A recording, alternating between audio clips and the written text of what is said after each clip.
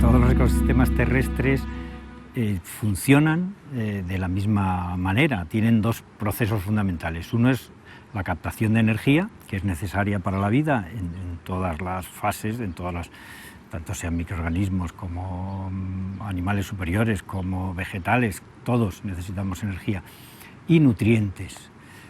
Y los únicos seres capaces de aprovechar energía natural, la energía del sol, son las plantas verdes, las plantas que tienen clorofila, que son verdes.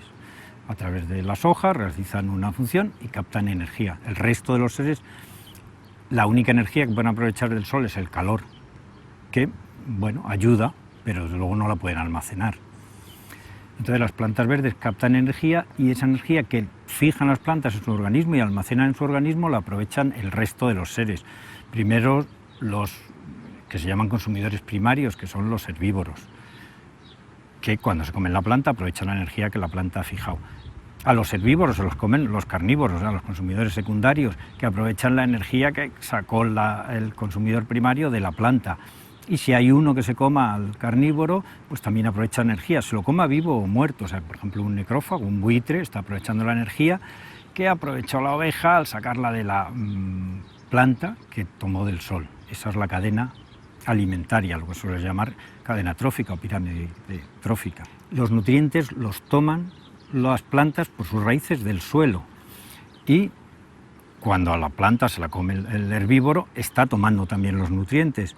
Cuando al herbívoro, la oveja, se la come el carnívoro, el lobo, está aprovechando los nutrientes, el calcio o el potasio que tomó de la planta, la oveja. Cuando el superpredador se come al lobo o el necrófago se come el cadáver del lobo, está aprovechando también los nutrientes, circula, recorre también toda la cadena trófica, recorre los nutrientes. Pero con una diferencia fundamental con la energía, los nutrientes no fluyen indefinidamente como la energía, porque no hay una fuente indefinida como el sol, sino que se obtienen del suelo y tienen que volver al suelo. Y vuelven, de hecho, en forma de las plantas, las partes muertas de las plantas, las hojas o los tallos, los frutos caídos, las partes de la planta que no aprovecha, que no asimila el herbívoro, que vuelven al suelo como excrementos, o los cadáveres de los mismos animales que vuelven al suelo también. Pero si simplemente se acumularan encima del suelo, se acabarían agotando los nutrientes del suelo. Entonces hay algo más ahí, no encima del suelo, sino dentro del suelo. Y es un elemento fundamental de los ecosistemas de los que nos solemos olvidar, porque además no se ve, no es nada llamativo, primero porque el suelo es opaco y después porque la mayoría de la vida que ocurre dentro del suelo es microscópica y es el elemento, el eslabón de los descomponedores, que son los que devuelven los nutrientes para que vuelvan a entrar en el ciclo de la vida y vuelvan a ser utilizados por las plantas y vuelvan a recorrer toda la cadena trófica.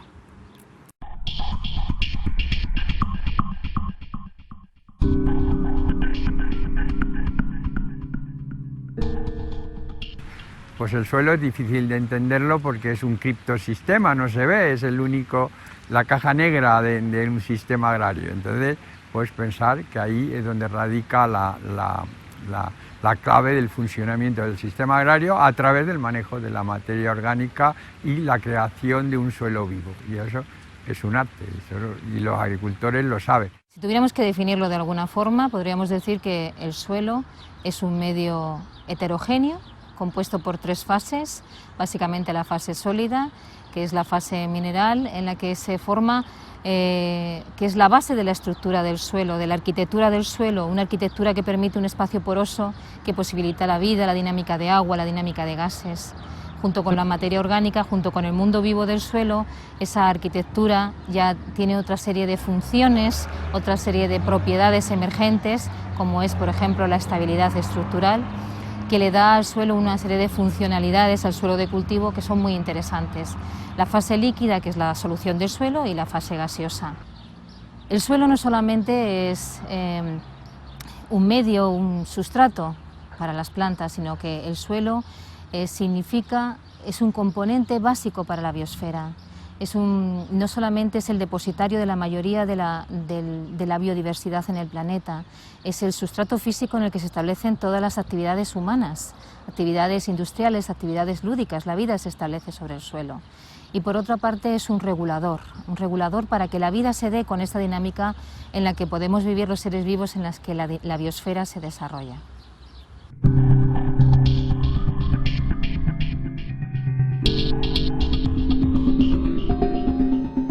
Si tuviéramos que definir la materia orgánica así muy brevemente, podríamos decir que es un conjunto de materiales orgánicos de procedencia biológica, mayoritariamente de la dinámica de la bioquímica, de restos vegetales, animales, macro y microorganismos.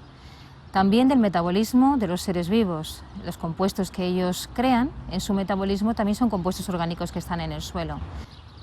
En relación a la materia orgánica, creo que es muy importante ahora destacar que estamos en un momento, en los últimos 15-20 años, en los que se está estudiando la materia orgánica en sus aspectos más ecológicos en relación a la ecología, es decir, hablamos de funcionalidad de la materia orgánica, no hablamos de un parámetro, sino que hablamos de los servicios que presta el suelo en relación a su relación con el medio mineral y con el medio vivo. La materia orgánica en el suelo realiza un montón de funciones, pero yo creo que la más importante es que posibilita la vida en el suelo. Y la posibilita porque es energía solar almacenada que llega a los microorganismos del suelo. Yo creo que es el elemento principal. Además, pues colabora en mejorar la porosidad porque facilita los agregados, incrementa la absorción de agua, la retención de agua, mejora el pH, porque tiene un poder tampón muy grande, tiene una serie de ventajas químicas, pero yo creo que la más importante, y sobre todo desde el punto de vista biológico, es la de que es la energía que necesitan los seres del suelo para vivir.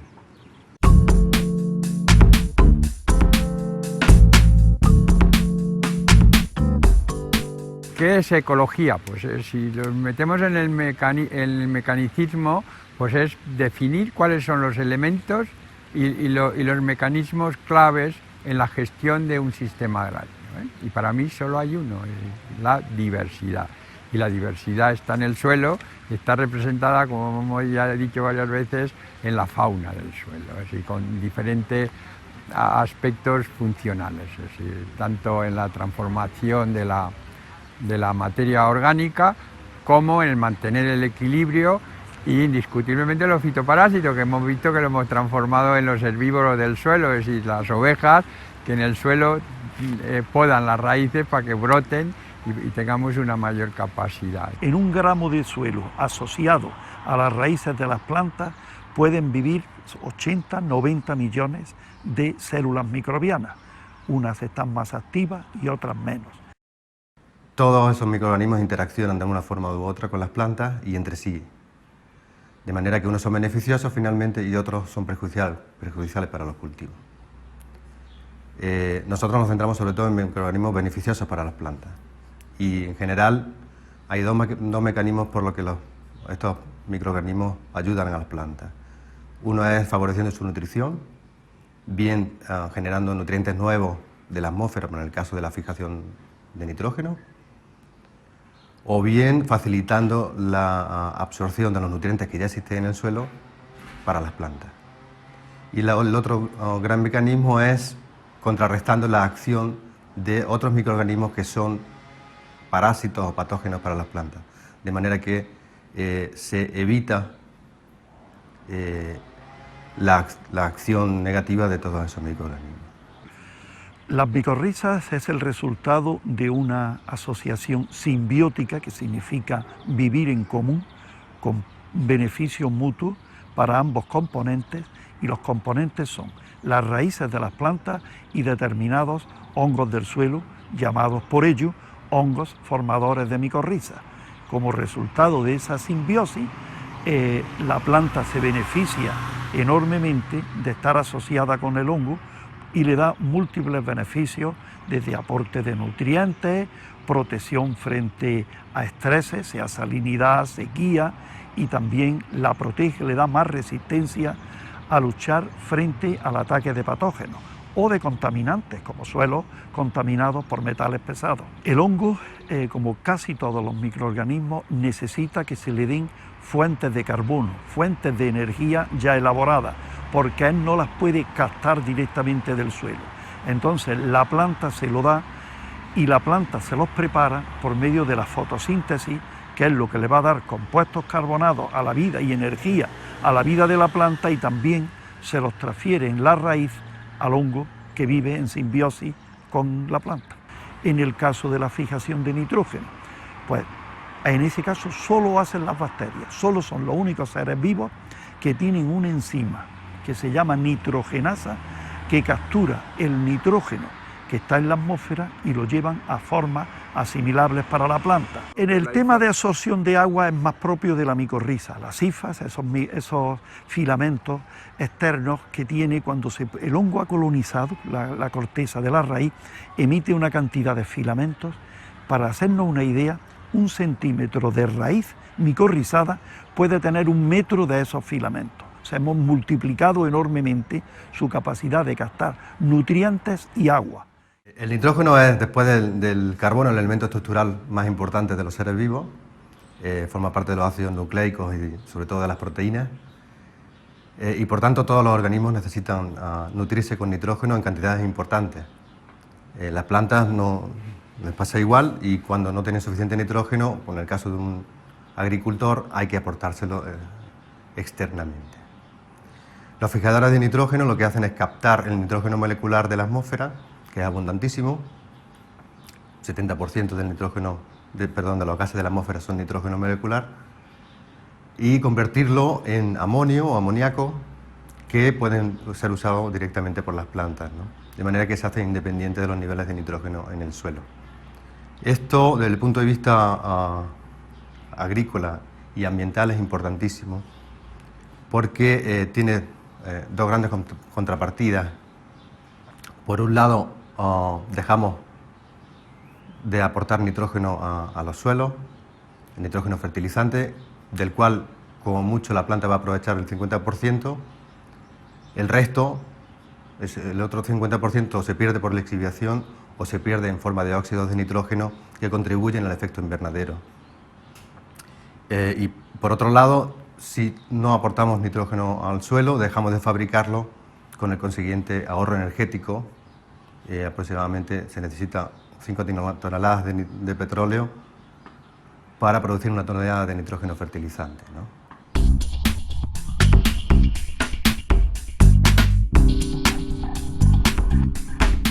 Los microorganismos del suelo no solo desarrollan funciones para darle como biofertilizantes, para el ciclado de los nutrientes que son alimentos de la planta, del nitrógeno, del fósforo, micronutrientes, etcétera, o les protegen frente a estreses. Hacen otra cosa muy importante y menos conocida, que es mejorar las propiedades físicas y fisicoquímicas del suelo. Mejoran la calidad del suelo. Y un factor muy importante es la formación de agregados hidroestables de partículas de suelo. Para que lleguen a un tamaño ideal, intervienen ciertos compuestos que liberan las bacterias y que sirven como gomas, para entendernos, y fijar partículas, y luego esos filamentos característicos de los hongos, en ciencia se llaman hifas, y actúan con ese filamento, rodea y llega a obtenerse unos tamaños de partículas agregadas de una gran calidad y resistentes al agua, lo que mantiene unas propiedades físicas extraordinarias para que se produzca bien el enraizamiento, se mantenga lo que se llama la estructura del suelo, etc. La agregación del suelo es una función dinámica de los suelos, de todos los suelos. La agregación es la consecuencia natural de las sinergias que se establecen entre el medio mineral y el mundo orgánico. Y dentro del mundo orgánico, básicamente, los agregados que nosotros conocemos y que están más en relación con nuestro estabilidad estructural en los suelos de cultivo son los agregados que se establecen entre las sustancias húmicas y la parte mineral del suelo. Los agregados se pueden formar también por la acción de macroorganismos como la lombriz de tierra en sus deyecciones. La lombriz con los mucílagos que fabrica en su intestino hace que esas deyecciones tengan una serie de componentes que permiten una agregación, un pegamento de esa parte mineral y esa parte orgánica. Las uniones que también se establecen entre los componentes que segregan ciertas plantas en la rizosfera o bien con las hifas de los hongos también permiten una agregación. De ahí, por ejemplo, la importancia de los abonados en verde. Pero esa agregación tiene un tiempo determinado. Nosotros podemos manejar la agregación del suelo con un manejo agrícola específico dependiendo del tiempo de separación que tengamos entre cultivos o de qué es lo que queramos hacer para ese suelo con una prontitud o con una lentitud determinada. Quizás el buscar agregación del suelo sea uno de los objetivos más importantes a la hora de manejar el suelo.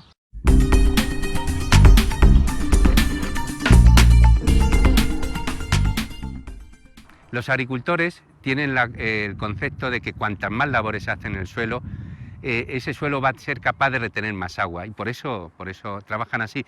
Pero no es correcto, ¿no? Cuanto más labras el suelo, más aire metes en el suelo y por lo tanto menos microporos tiene. El agua se acumula en los microporos y el aire, lo que tienen los macroporos son aire. Y lo que favoreces con ese aire es la actividad biológica del suelo, o sea, aumenta la actividad biológica del suelo y por lo tanto consume más carbono ese suelo. Y lo que ocurre es que en esos suelos que se ha labrado profundamente o que se ha metido mucho aire al sistema, es que vamos a tener una fertilidad potencial importante porque hemos mineralizado esa materia orgánica que va a ser una fuente de nutrientes para el cultivo. Pero en agricultura ecológica lo que tenemos que ir es a la sostenibilidad, o sea, mantener esos suelos con esos niveles de materia orgánica, con esos niveles de actividad biológica de forma constante. De esa forma, en agricultura ecológica se recomienda de forma general que las labores sean superficiales y no metamos excesivo aire al sistema. Cuando se realizan las labores de roturación, bien por vertedera o bien por sisel, lo que sí se observa es un mayor incremento en los flujos de dióxido de carbono por parte del suelo. Mayor cuanto mayor es la profundidad, digamos, de la labor. Esto en parte es debido a que al aplicar la labor estás destruyendo la protección física de esa materia orgánica que se encuentra en el suelo, a la vez de estar insuflando oxígeno al sistema, con lo cual está favoreciendo todos los procesos de mineralización aerobia en el suelo. Y es, por tanto, tal vez el punto más importante en cuanto a pérdida de carbono por mineralización microbiana. Suele ocurrir en otoño. Generalmente los máximos registrados en los flujos de CO2 que estamos midiendo suelen coincidir con las épocas de mayor actividad biológica, que sería el otoño y primavera. Y entonces pues nos planteamos de que hay muchos tipos de suelo y dependiendo del tipo de suelo tendremos que hacer un manejo u otro. O sea, esto de tratar a todos los suelos igual no es posible, o sea, no es bueno, o sea, cada suelo tiene su manejo. Hay suelos muy arcillosos, como hemos visto, pues que prácticamente no necesitan labrarse porque ya ellos mismos se labran. Después hay otros suelos que tienen un horizonte superior de estructura masiva, muy dura, o que se endurece de forma natural. Entonces, a esos suelos hay que facilitar a las plantas la penetración y entonces pues hay que hacer esas labores para que las plantas puedan penetrar. Pero claro, primero tenemos que saber qué profundidad tiene ese horizonte, porque igual tiene solamente 10 centímetros, entonces pues solamente haremos una labor de 10 centímetros. Desde el punto de vista de la agricultura, en los agrosistemas, también es bien interesante cerrar los ciclos, porque lo que no saquemos fuera y se vuelva a aprovechar, no hay que aportarlo de fuera y por tanto van a suponer un coste, ni contaminación y todos esos problemas. En la agricultura tradicional normalmente los sistemas eran cerrados y se aprovechaba todo dentro. Los rastrojos con los animales se llevaban de un sitio a otro, llevaban los nutrientes. En la agricultura moderna, pues como es bastante más simple, muchas veces esos desechos, los restos de cosecha se destruyen, incluso se destruyen lejos del campo y ya ahora mismo hay posibilidades de volverlos a aprovechar todos. En el caso del olivar, las ramas del olivar que se queman, con lo cual se queda uno con todos los nutrientes minerales en la ceniza. que luego normalmente se tira, no se aprovecha, pero se pierde la materia orgánica.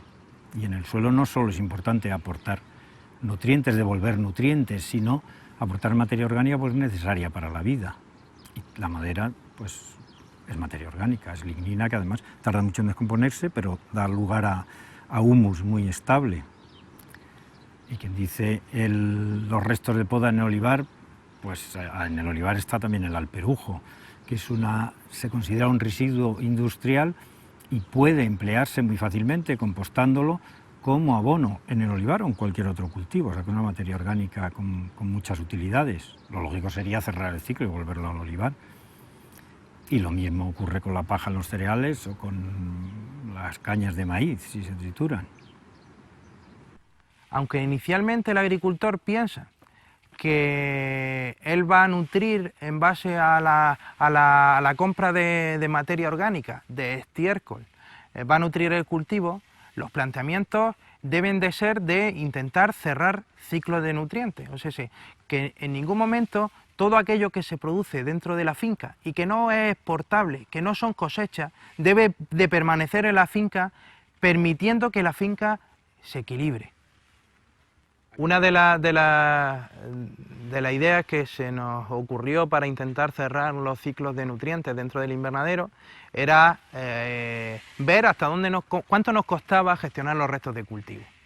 Es decir, cuánto me cuesta a mí como agricultor soltar cada una de esas rafias, o cómo tengo que hacerlo para que el proceso sea rentable. El volver a recuperar la materia orgánica en estos sistemas trae consigo un cambio en el manejo de los tiempos y volúmenes de riego. Este tomate que tenemos aquí, os puedo contar que ha llegado a este estado con 6 riegos. Es decir, hemos regado solo 6 veces.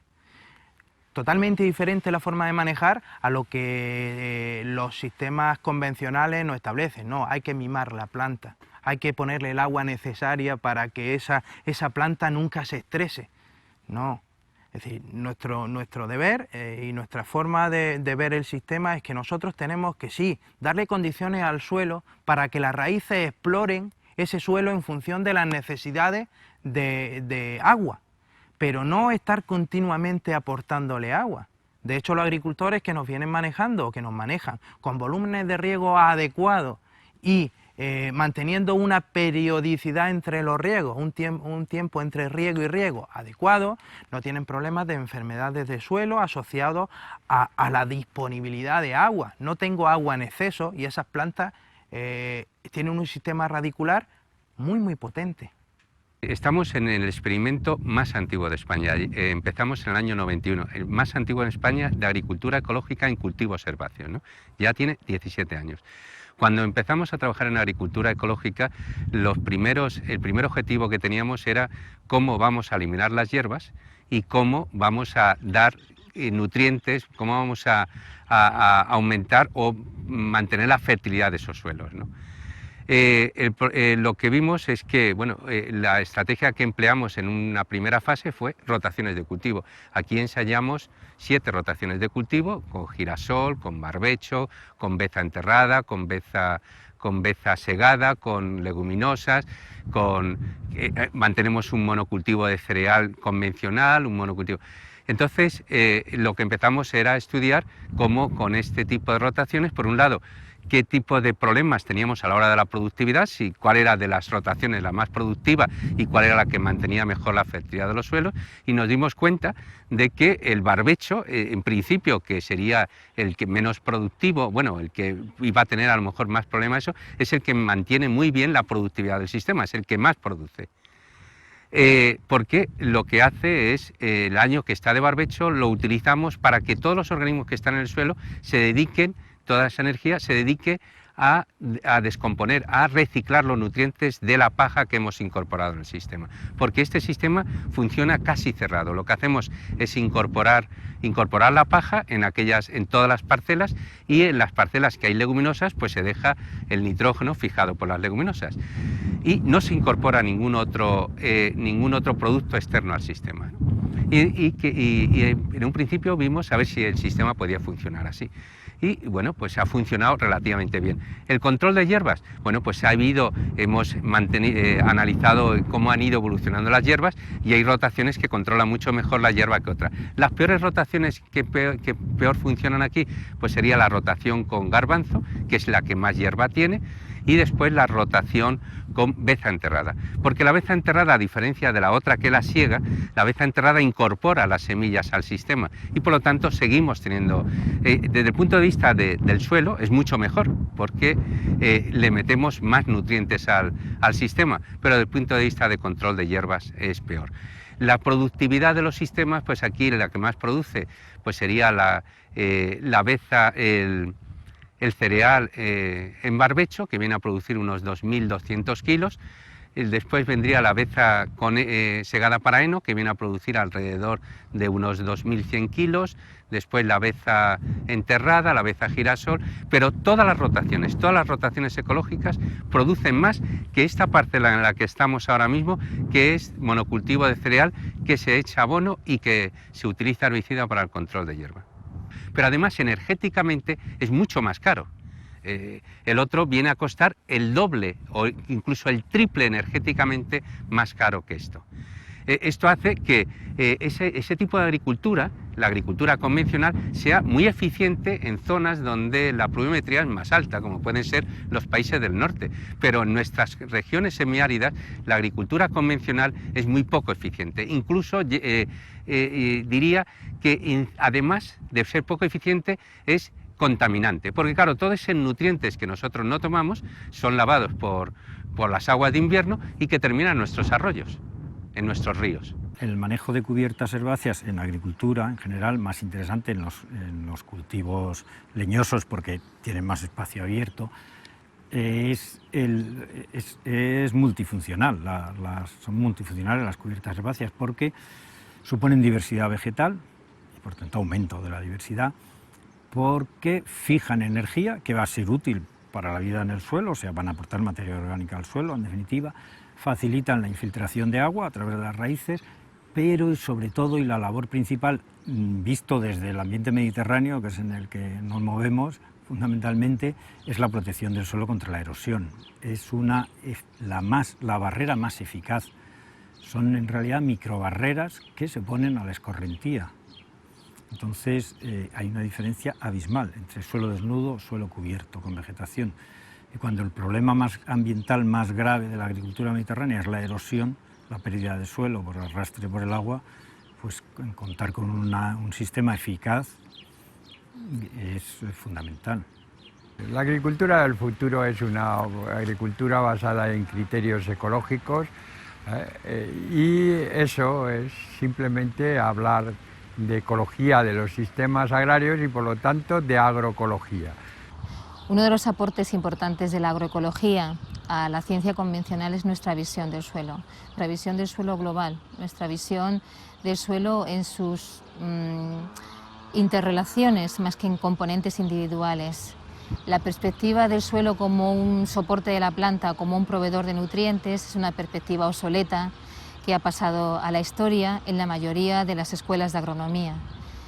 Desde la agroecología nosotros hemos ofrecido una visión del suelo en el que las interacciones entre los componentes del suelo son lo que verdaderamente produce esos servicios que el suelo presta al agricultor y en general los servicios que el suelo presta a la biosfera.